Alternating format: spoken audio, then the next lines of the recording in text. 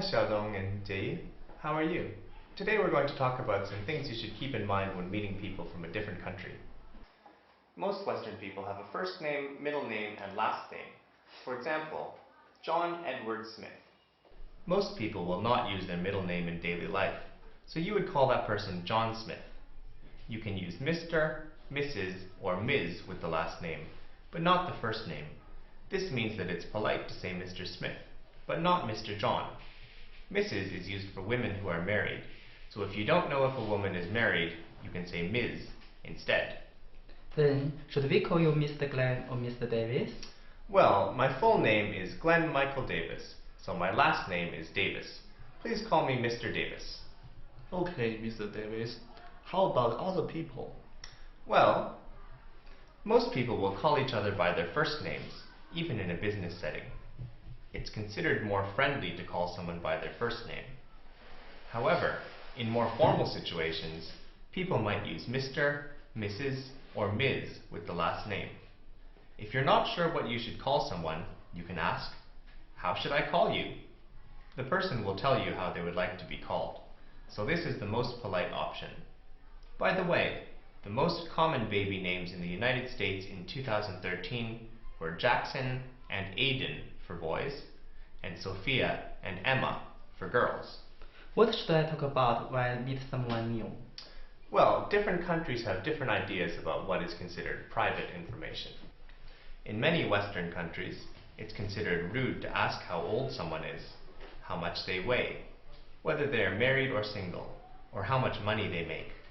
You may be able to ask after you become good friends, but definitely stay away from those topics if you're in a business situation.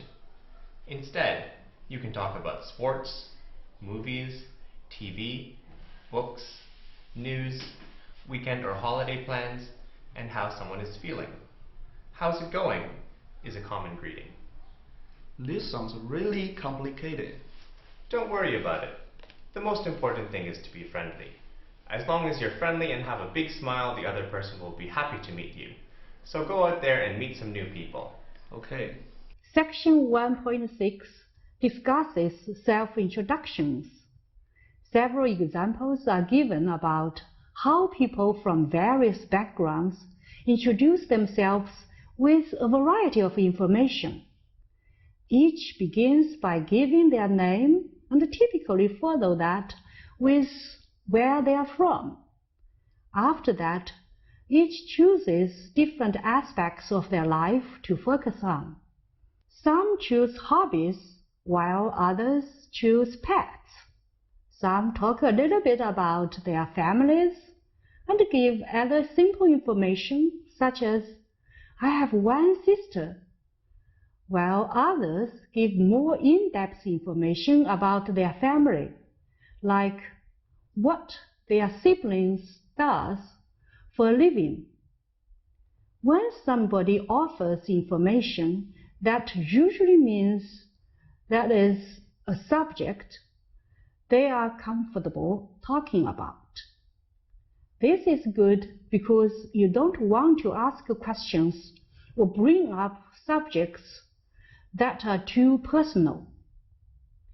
Personal information is a good term to remember because different cultures have different opinions about what is truly personal or private. As Glenn Davis points out in section 1.7, asking somebody's name, of course, is not rude.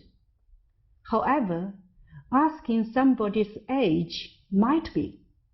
In America, it would be rude to ask an older woman her age. If asked, she might answer, "That's personal." What she means is, "That's private and not suitable for conversation." If somebody does not wish to continue talking about a subject, there are a number of ways to politely express this, either directly or indirectly.